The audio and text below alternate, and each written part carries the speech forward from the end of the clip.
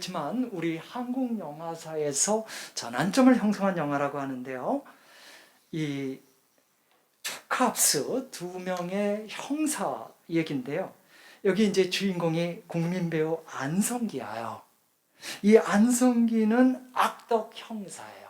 영화 속에서 보면 수단과 방법을 가리지 않고 돈을 긁어모아 갖고요. 그의 가족들은 대골 같은 집에서 살고 있습니다. 하지만 안성기는 7평짜리 서민 아파트에서 혼자 삽니다. 이유는 청렴결백한 국민의 공복, 그걸 보여주고 싶은 겁니다. 이 사람 철저히 이중인격자이고 위선자입니다. 그런데 이 사람이 누구보다 열심한 신자입니다. 이 사람이 이제 영화 속에서는 다행히 개신교 신자예요. 이 사람이 이제 수요 예배도 가능하면 참석을 하는데 영화상에서 나옵니다. 그날 수요 예배를 참석한 다음 오랜만에 대궐 같은 집으로 들어갑니다. 집에 가기 전에 몇 번을 누가 따라오나 보나 본 다음에 이제 살짝 들어갔죠. 그리고 이제 아내를 만났을 때 여보, 나 오늘 수요예배 참석했어. 그랬더니 아내가 잘했어요. 그래야지. 그래야 축복을 더 많이 받지. 그 수요예배 때 벌어진 일이에요. 이 처음에 우리하고 좀 비슷해요. 처음에는 회개하는 시간이 있거든요. 그래서 목사님이 회개를 인도하는 기도를 하는데요.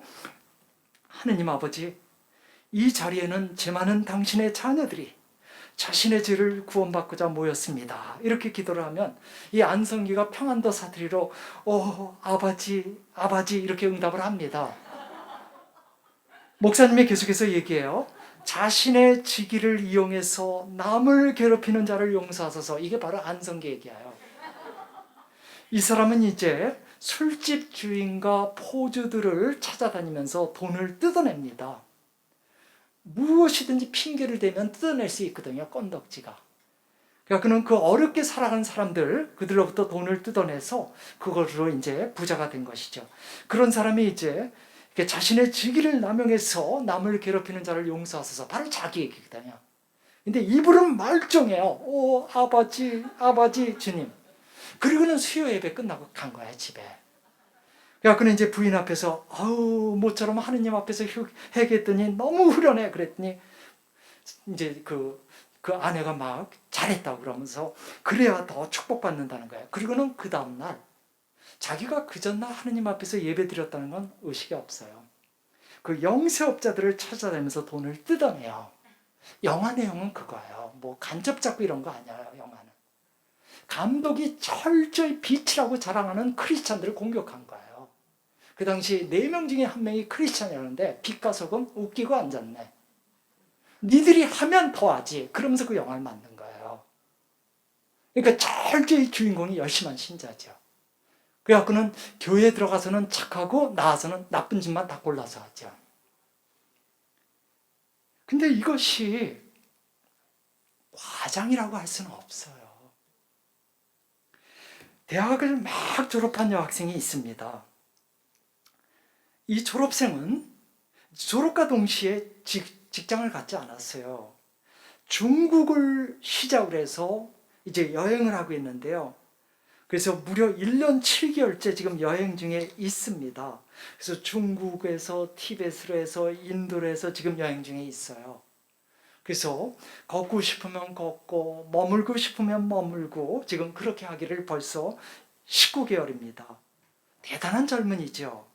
근데 경비는 어떻게 충당하지? 경비는 돈이 필요할 때마다 이 은행이 있는 도시에는 웬만하면 은행이 다 있거든요. 그 도시에 가서 은행에서 돈을 찾아냅니다. 그러면 이 사람은 진짜 갑부의 딸인가 질문이 올 수 있는데 그렇지는 않습니다. 전공이 뭐냐면 건축 설계가예요. 대학 다닐 때 건축 설계사 자격증을 받습니다. 이 사람이. 똑똑한 것이죠. 근데 그 건축 설계사 자격증을 누구한테 빌려주냐면 불법 건축회사에 빌려준 거예요. 실제로 그 자격증이 없는 그런 영세업자들이 많거든요. 근데 그들이 이게 딱 벽에다가 걸어놨죠. 건축사 자격증. 그게 바로 빌린 거거든요. 그럼 매달 돈을 줘요. 이 젊은이한테. 그 돈으로 지금 여행하고 있는 거예요. 그 돈으로. 근데 이 사람이 역시 신자거든요. 자기가 영세업자들에게 이 자격증을 빌려줬는데 이 영세업자들은 건물에 대해서 잘 모르는 사람들이거든요. 그러니까 건물이 무너져서 사람이 죽을 수 있단 말이에요. 그런 걸 모르고 빌려줬는가? 아니요, 다 알아요. 그래서 왜 그랬냐고 그랬더니 남들도 다 그렇게 하니까. 남들도 그렇게 하니까 나도 그렇게 한다는 거예요. 그러니까 성당에 와서는 신자예요. 근데 성당 밖에서는 안 그래도 되는 거예요. 그래서 건축사 자격증 빌려준 거예요. 그 돈으로 여행 중에 있어요. 좀 극단적인 일 수도 있지만 우리가 하느님과 함께 살아가는 삶인데 이렇게 하느님과 관련된 성당에서만 하느님과 함께하고 이렇게 세상으로 나오게 되면 하느님과 함께하지 않고 이런 태도를 세상을 이분하는 태도라고 합니다. 세상을 구분하는 태도. 거룩한 자리, 거룩하지 않은 자리를 구분하는 태도라는 겁니다. 영적인 자리, 세속의 자리를 구분하는 태도. 그럼 우리 주님께서는 구분을 했을까? 주님께서 이 세상을 살아가실 때 영적인 자리와 세속의 자리를 구분했을까? 아닙니다. 나를 보내신 분께서는 나와 함께 계시고 나를 혼자 버려두지 않으신다. 내가 언제나 그분 마음에 드는 일을 하기 때문이다. 여기서 중요한 건 언제나입니다. 예수님께서는 해당에 들어갔을 때 아니면 기도할 때 그때만 하느님 마음에 드는 일을 한 게 아닙니다. 언제나였습니다. 세속의 자리가 따로 있는 것이 아니었기 때문이죠. 바오로 사도 아까도 봤지만 먹든지 마시든지 하여. 바오로 사도가 이런 식으로 얘기 안 했습니다. 여러분은 성경을 읽든지 기도하든지 그리고 그 밖에 어떤 영적인 일을 하든지 모든 것을 하느님의 영광을 위하여 하십시오. 이렇게 얘기 안 했습니다. 먹든지 마시든지. 그러니까 세속의 자리와 영적인 자리가 따로 구분되는 것은 아니다 하는 얘기입니다.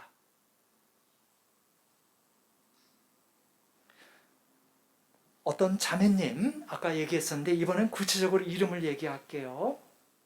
예, 세실리 로즈마리아요. 할라. 냄비와 밥그릇의 주님, 저는 당신과 함께 철야 기도를 하고 착한 일을 하고 동이 트는 시간 새벽 기도를 하며 하늘 문을 두드릴 시간이 없습니다. 그러니 식사 준비와 설거지를 통해서 성인이 되게 하소서. 제가 정성 담긴 식탁을 차리면서 기도할 수 있도록 제게 필요한 일들을 깨닫게 해주소서. 제가 밑줄을 그었지만요, 정성 담긴 식탁을 바쁘게 준비하면서 기도할 수 있도록. 어떻게 기도할 수 있어요? 두 가지 일을 동시에 할 수는 없잖아요. 그러니까 식탁을 차리는 게 기도라는 겁니다. 그러니까 성과 속을 구분하지 않게 되면 무엇을 하든 그분과 함께 한다는 것을 의식하게 되면 이게 기도입니다.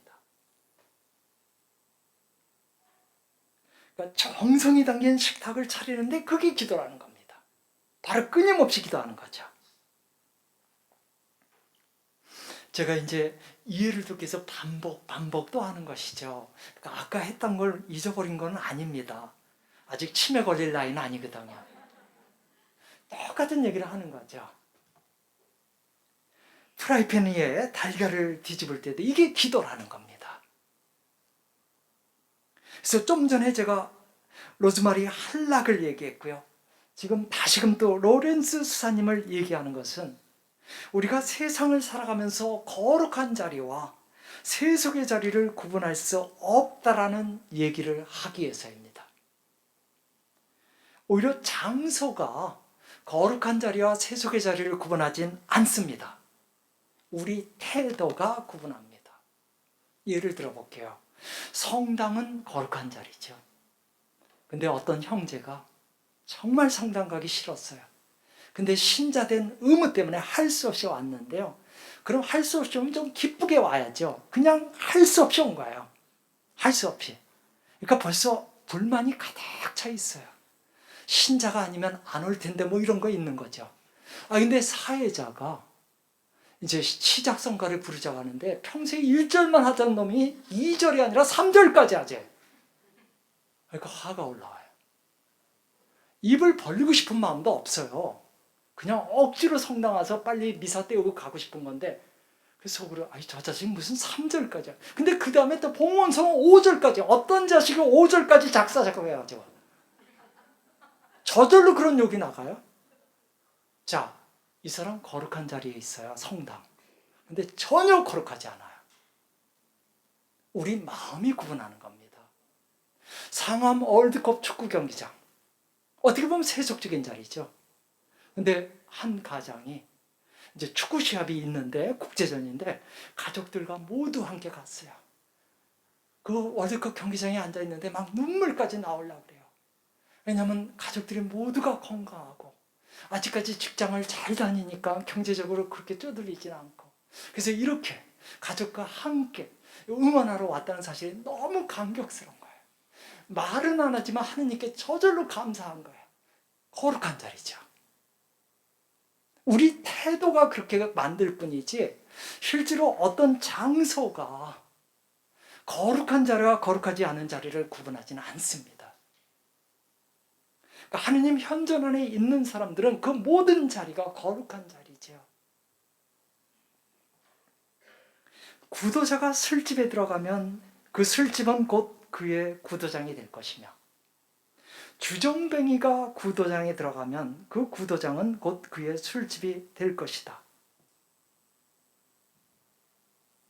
우리의 정체성이 주정뱅이라면 우리는 어딜 가든 술을 마시겠죠. 근데 우리의 정체성이 하느님 현존을 연습하는 자라면 우리는 어떤 자리에 가든지 그분과 일치되어 있겠죠. 정체성이라는 것은 내가 누구인가? 내가 누구를 섬기는 사람인가? 내가 어떤 목적으로 사는 사람인가? 내가 어떻게 살다 죽을 것인가? 이런 내 안의 신념을 가리키잖아요. 정체성은 이런 것들과 연결되어 있거든요. 누군가가 나에게 물어봐요. 여러분에게 물어봐요. 그럴 때 여러분이 여러분 자신을 소개하는 것은 맥락에 따라 좀 다를 겁니다. 아파트 단지에서 어떤 사람이 어디 사세요? 하고 물어본다면 몇 동, 몇 호실에 산다고 얘기할 겁니다. 학교에 갔을 때, 학부모로서 학교에 갔을 때 선생님이 누구세요? 하고 물어보면 여러분 자녀의 이름을 댈 겁니다. 누구의 엄마입니다. 아빠입니다. 이렇게 될 거예요.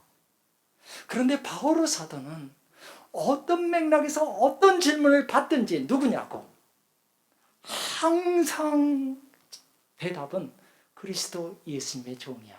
항상. 근거를 제시할게요. 나 바오로는 그리스도 예수님의 종으로서 하느님의 뜻으로 그리스도 예수님의 사도로 부르심을 받은 나는 하느님의 뜻에 따라 그리스도 예수님의 사도가 된 바오로. 다 처음입니다. 다. 로마서 1장 1절, 고린도서 1장 1절 다 처음입니다. 정체성입니다. 바오로는 자신이 누구인가? 우리도 이제는 물론 학교에 가서 누구냐고 물어보면 자녀의 이름을 댈 수밖에 없지만 적어도 내 밑바닥에는 첫 번째 정체성은 바로 그분의 사람이에요. 그분의 사람이죠. 이 정체성이 우리한테 확고할 때 우리는 거기에 맞게 행동을 하게 됩니다. 좀 전에 소개했던 로즈마리 할락의 글을 다시 볼게요. 정성을 다해 식사를 준비하면서 저와 함께하는 당신에게 지향을 들 수 있도록 저에게 필요한 은총을 주소서. 존 포엘 신부님이라고 이제 시카고 대학에서 심리학 교수였던 분이 이제 천국 가셨죠. 이분이 독일에서 박사과정을 할 때 수년에 머물러 있었습니다. 근데 이제 이분이 머무는 그 손님방을 담당했던 수녀님은 84세 된 할머니 수녀님이에요. 고령의 나이지요. 근데 이 수녀님이 매일같이 이 손님방을 청소하는데 얼마나 강인할 정도로 반짝반짝할 정도로 정성을 다해서 청소하는지 모릅니다. 근데 이제 이 30대 젊은 신부로서 수녀님이 이렇게 청소를 할 때 보면 조금 마음이 안 좋아요. 자기가 해도 되는데. 근데 이제 수녀님은 자신의 몫이니까 자신이 하는 건데, 한 번은 짬뽀의 신부님께서 그렇게 걸레질을 열심히 하고 있는 수녀님을 보면서 그랬습니다. 아유, 수녀님 좀 대충대충 하면 안 돼요. 그랬더니 수녀님이 걸레질을 하다 말고 멈추고는 일어나더니 정색을 하고, 신부님, 하늘나라 건설은 대충대충 하는 거 아니에요. 이 수녀님에게 걸레질은 하늘나라 건설이에요. 하느님 섬김이에요. 여러분들이 부엌에서 음식을 만드는 거 하느님 섬김이에요. 여러분들이 사무실에서 일터에서 수고하는 거 하느님 섬김이에요. 그러니까 대충대충 할 수 없다라는 거죠. 이 수녀님은 젊은 날 현장에서 일할 때에도 그렇게 했겠죠. 그러니까 84세가 돼서도 여전히 매일같이 그렇게 윤인할 정도로 청소를 하는 것이죠. 지금 하고 있는 일이 주 예수 그리스도를 섬기는 행위라는 사실을 알고 있다면 무시해도 좋을 만큼 하찮은 일이란 존재하지 않는다. 정신을 집중하지 않아도 괜찮을 만큼 시시한 일이란 없다. 그 토마스 머튼은 금세기에 가장 탁월한 영성가라고 얘기하죠. 그 토마스 머튼이 이런 말을 해요. 여러 가지 말을 듣는 것보다 그 수도자가 빗자루질 하는 모습을 보면 그 수도자에 대해서 더 잘 알 수 있다. 그러니까 지극히 사소한 일을 그가 어떻게 하는가를 통해서 그 사람이 어떤 사람인지를 알 수 있다는 것이죠. 사소하기 때문에 무시해도 좋다. 그런 사람들이 있죠. 사소하기에 무시해도 좋다고 하는 사람들은요, 마치 중요한 시합을 앞두지 않는 한은 연습을 하지 않는 그런 선수들과 똑같을 거예요. 중요한 시합이 있으면 그 전에 연습을 많이 하잖아요. 근데 그런 시합이 없으면 연습을 안 해요. 그럼 어떻게 될까요? 매일같이 연습을 해야 되는데요. 우리가 하고 있는 일이 아무리 사소하고 때로는 미천하게 보인다 하더라도 우리 정체성 때문에 그 일은 사소하고 미천한 일은 아니라는 것이죠. 모든 것은 우리 정체성에서 출발하니까. 바오로 사도가 한 말입니다.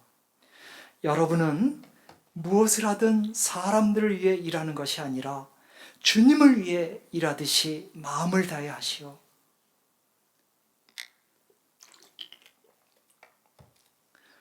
보통은 우리가 인간 상사의 눈치를 보지 않습니까?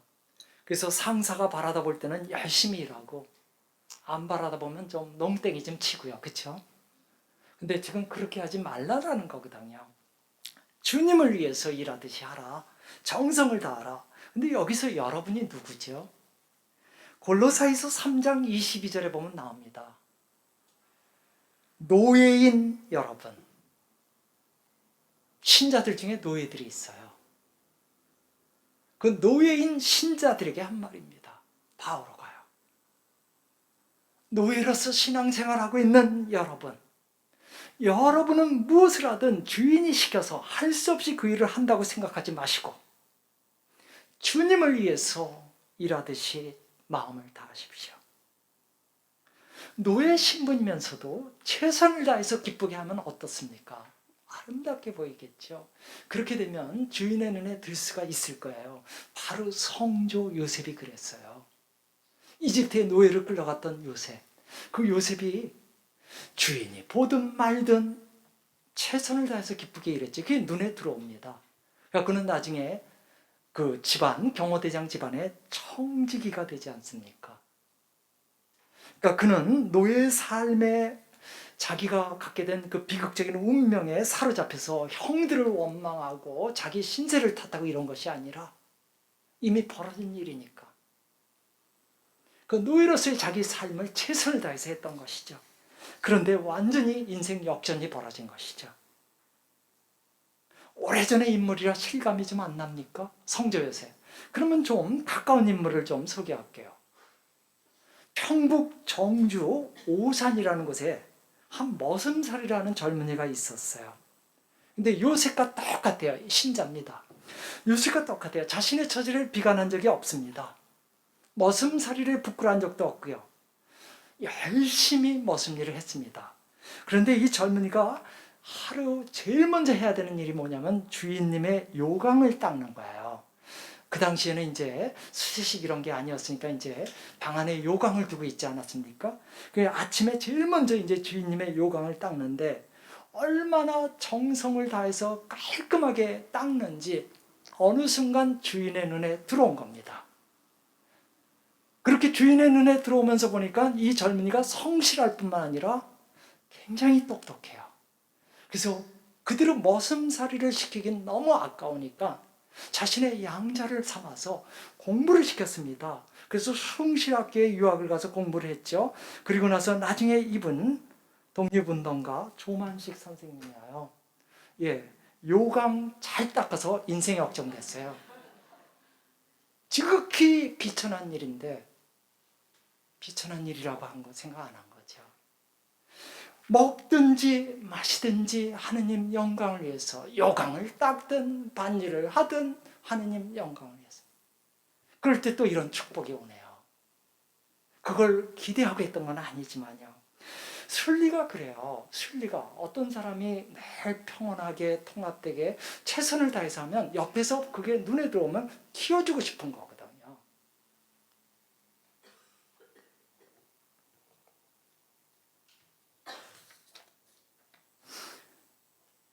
무슨 일을 하든지 무슨 말을 하든지 하느님의 더 큰 영광을 위해서 한다라는 거. 그러니까 그분과 함께 그분이 기뻐하는 일을 한다라는 거. 이것이 이제 우리의 주제죠. 이렇게 되기 위해서 우리가 지향을 하는 겁니다. 지향. 그러니까 성당에서 성체조배를 할 때는 우리가 주님을 집중해서 쳐다볼 수 있죠. 집중해서. 그런데 세상 한복판에서 일할 때는 주님을 집중해서 쳐다볼 수는 없어요. 하지만 적어도 우리 마음만큼은 주님과 하나가 될 수 있도록 지향을 둘 수 있어요. 단어를 보면서 설명할게요. 예, 성당에서는 우리가 주목합니다. 어텐션이죠. 하지만 세상 한복판에서는 지향을 둡니다. 그분 현존 안에서 함께한다라는 지향이죠. 이 지향을 우리가 계속해서 갖고 살아가는 게 하느님 현존의 연습입니다. 예. 사실 우리들 대다수는 주목하는 시간, 어텐션 하는 시간은 많지 않을 겁니다. 통계적으로 보면 우리가 깨어있는 시간 중에 2%밖에 안 됩니다. 어텐션의 시간은요. 근데 요 2%의 시간은 순전히 나머지 98% 지향을 갖고 살아가는 시간을 위해서 존재하는 것입니다. 이제 강의 마무리를 위해서 아주 중요한 얘기를 하겠습니다. 하루 종일 기도에만 전념하는 수도자가 있었습니다. 예. 이 수도자야말로 바오로 사도가 얘기한 것처럼 끊임없이 기도하려고 하는 사람이었죠. 그는 하루 종일 기도 생활을 하면서 자기만큼 하느님을 기쁘게 하는 사람은 없을 거라는 자신이 있었습니다. 그래서 참지 못하고 결국은 물어봅니다. 하느님, 이 세상에서 하느님을 가장 기쁘게 하는 사람은 누굴까요? 너라고 답이 올 줄 알고 물어본 거예요. 근데 엉뚱하게 하느님이 언덕 너머 오두막집에 살고 있는 나무꾼이다 그러는 거예요.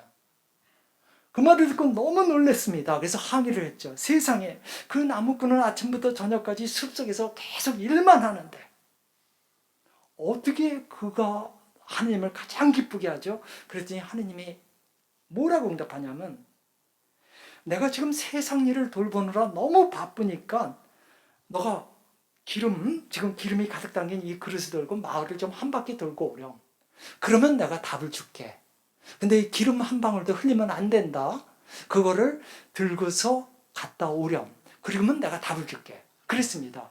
그러니까 이 수도자가 하느님의 명의잖아요. 기름을 한 방울도 흘리면 안 돼요. 그러니까 온갖 집중을 해서 마을을 한 바퀴 돌고 왔어요. 그리고는 하느님, 어떻게 해서 그 나무꾼이 당신을 가장 기쁘게 하죠? 답을 주세요. 그랬더니 하느님이 그래요. 너 마을을 한 바퀴 돌면서 나를 몇 번 생각했니? 한 번도 생각 안 했거든요. 이거 흘리지 않으려고 애를 썼을 뿐이거든요. 그랬더니 그래, 너는 마을 한 바퀴 돌라고 하는데 한 번도 내 생각을 안 했는데 그 나무꾼은 매일같이 3번 나를 생각한단다. 이 3번은 어텐션이에요. 주목이에요. 그 나무꾼은 아침에 일어나면 나 앞에서 봉헌의 기도를 바치고 오전 생활이 끝날 때 잠깐 10분, 15분 성찰의 기도를 하고 밤에 하루를 마무리할 때 다시금 10분, 15분 성찰 기도를 한단다. 그 말을 해요. 저는 이걸 항상 가슴에 품고 있습니다. 지금 이 말을요. 왜냐하면 저의 삶이 그렇죠. 아침에 기도 생활을 하고 사실 더 이상 성당에 못 들어가거든요. 계속 학교에서 가르치려 뭐하려 바쁘니까요. 하지만 무엇이 그분과 함께하는 삶인가를 알기 때문에 그러니까 하루 종일 지향을 둡니다. 근데 하루 종일 지향을 두는 것이 이제 희미하게 사라지지 않기 위해서 이제 중간중간에 그분을 주목하는 건데, 주목. 그게 이제 아침 기도가 있었고 낮에 성찰이 있었고 밤에 성찰이 있었던 거죠. 이것이 하느님 현존의 연습을 하게 하는 아마 핵심 기둥이 될 겁니다. 우리는 평신도로서 하루 종일 기도 못합니다. 하지만 끊임없이 기도하는 비법은 있습니다. 주목의 시간이 있고요.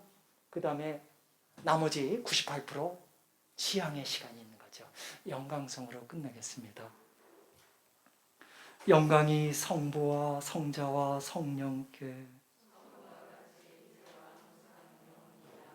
성부와 성자와 성령의 이름으로 아멘. 수고했습니다.